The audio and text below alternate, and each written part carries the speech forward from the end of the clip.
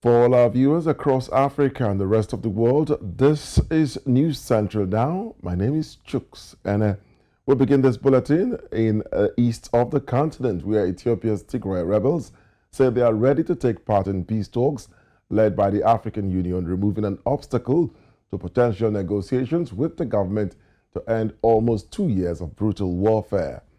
The announcement on Sunday comes amid a flurry of international diplomacy after fighting fled last month for the first time in months, torpedoing a humanitarian truce in northern Ethiopia. Authorities in the northernmost region of Tigray in a statement said the government of Tigray is prepared to participate in a robust peace process under the auspices of the African Union. The Ethiopian government has long insisted that any peace process must be brokered by the AU, which is headquartered in Addis Ababa. Joining us now to look at this developing story is Ethiopian Editor Teklai Gebremicheal. He joins us from Sundsvall, Sweden. Thanks for your time, Teklai. Now, let's get to the issue straight ahead. This must be cheering news, the quest for lasting peace in the Ethiopian Tigray war. What do you make of this current development? Well, it's quite a development because there seems to be a change of tone, although the fundamentals remain in the statement. Up until today, the Tigray government was, or it seemed to imply, was against the AU-led process, although it hadn't outright rejected it. But in the statement it issued today, they seem to have accepted an AU-led process, although they have added a caveat that says that there should be a credible mediator in the AU. And they have made the point that Olusegun Obasanjo, because of his association with the regime, is not a credible mediator. So there's an interesting framing there in the statement. They don't outright reject Obasanjo, but they also implied that there should be a credible and an impartial mediator. So that's one of the things in the letter that they issued today. The other change, they don't explicitly mention the preconditions now in the letter. They seem to be okay with the idea of sitting for negotiation without any precondition, although that seemed to be the case before. So there seems to be a change in tone, not in substance. So what would you say, necessitated this change in tone from the Tigray rebels? What would can you hazard a guess? Well, I think in a way it's not a surprise, because the Tigray government had always been calling for a peaceful resolution to the problem. So in that sense, the statement today is not really a break from tradition. They have always been calling for peace, and the only change is that they seem to kind of have jettisoned the preconditions. But what precipitated the statement today, I think it was issued in the spirit of New Year. So it could be that they wanted to make another call for peace in the spirit of New Year, in the spirit of calling for peace, putting an end to the conflict that has caused enormous suffering, not just to Tigrayans, but also to Ethiopians. And also interesting in the statement, they say that there should be peace throughout Ethiopia. So it's not only the war between Ethiopia and Eritrea and Tigray that they are referring to, but also the conflict throughout Ethiopia. So I think it's a statement that has been issued in the spirit of New Year, and that's the only thing that I could provide in the way of what might have precipitated the statement. Well, definitely a nice development coming, with the Ethiopian New Year. But let's step back a bit. What led to the breakdown of the truce earlier, and what are the guarantees that won't happen again? Well, that's very difficult to say. So the war resumed on the 24th of August, and according to the telling of the Tigray government, and I think it has been corroborated by other reporters, it was the federal regime that broke the so-called humanitarian ceasefire that had been kind of holding, although it hadn't been agreed upon by the parties. And I think it was because the federal regime was using the humanitarian ceasefire as a ploy to deceive the international community and the other actors into believing that it was interested in peace, although it hadn't really lifted the blockade, for instance, on Tigray. And it was always preparing for war. It was always waiting for the right time.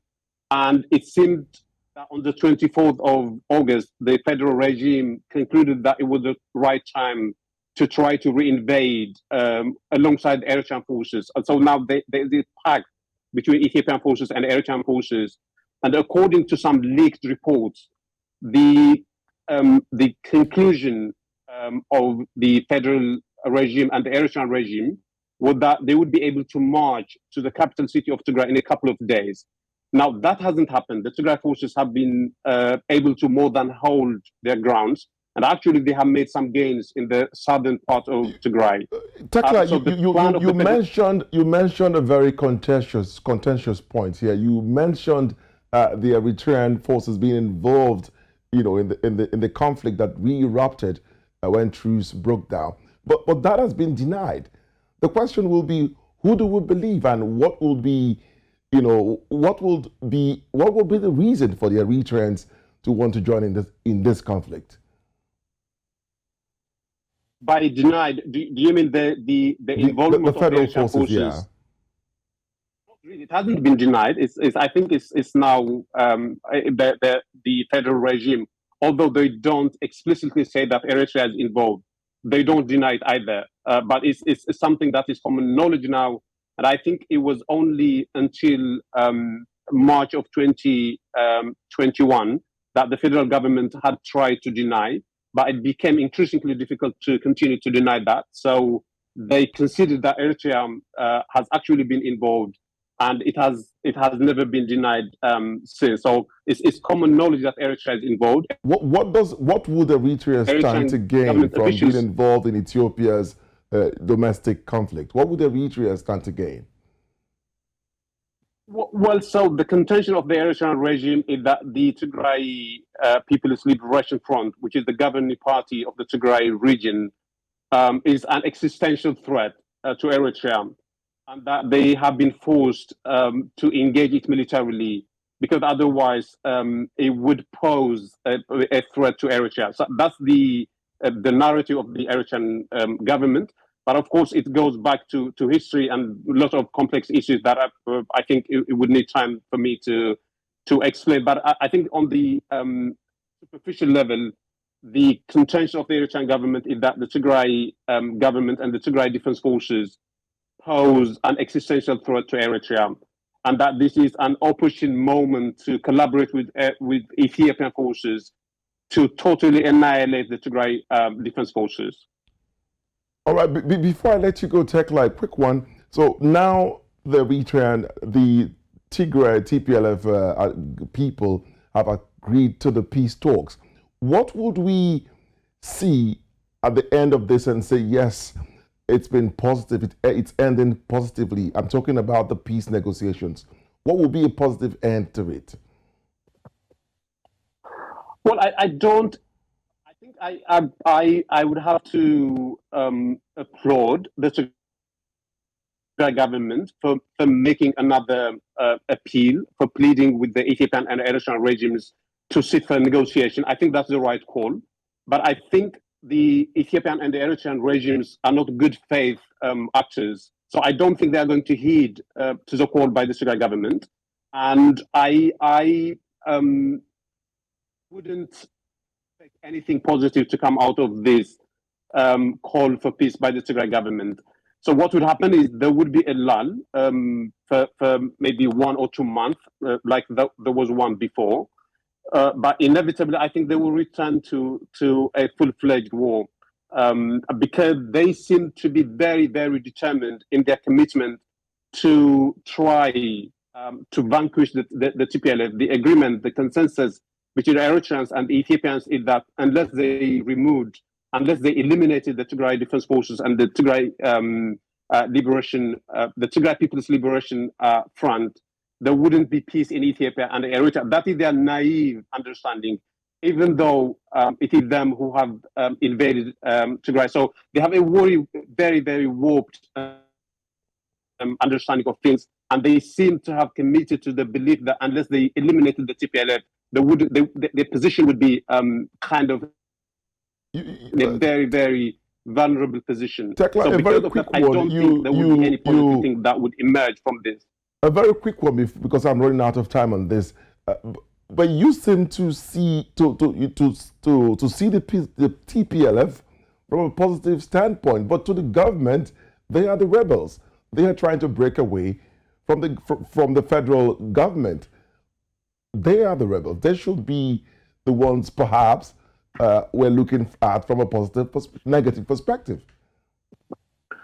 Well, I think the term rebel is a very kind of misleading one in the context of Ethiopia, because the Tigray Defense Forces and the Tigray People's Liberation Front are called rebels because they had been elected by the people. They are actually the only party in the warring parties who had been elected by the people. So it would be a travesty of justice actually to call them the rebels. But of course, yeah, I agree with you, and I understand where you're coming from. That's what the Ethiopian regime calls them. And actually, they used to call them the hunter. Now they have changed because I think they have been told by their international partners that is not a friendly term they should continue to use. So now they have kind of resorted to using the term rebel, but it doesn't mean anything really. Once rebel is kind of one's revolutionary force and the other way around. So I wouldn't read too much into what the federal forces call them really. All right, I'll have to let you go here, Teklai, but definitely as this matter unfolds, we'll find time to invite you again. Thank you so much for your time. My pleasure.